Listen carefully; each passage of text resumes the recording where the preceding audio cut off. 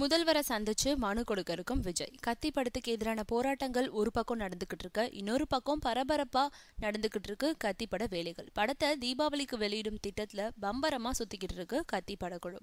September 18 கத்தி ஆடியோவை release செஞ்சே தீருதுன்னு உறுதியா இருக்காங்களாம் லைகா ப்ரொடக்ஷன்ஸ்.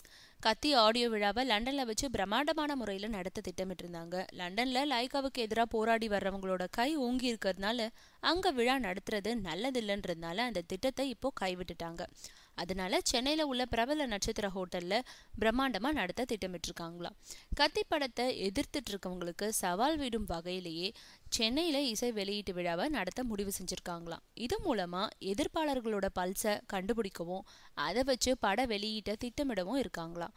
சென்னையில நடைபெற உள்ள கத்தி இசை வெளியீட்டு விழாவுக்கு பாதுகாப்பு கேட்டு முதல்வரை சந்திச்சு மனு கொடுக்க இருக்காராம் விஜய்.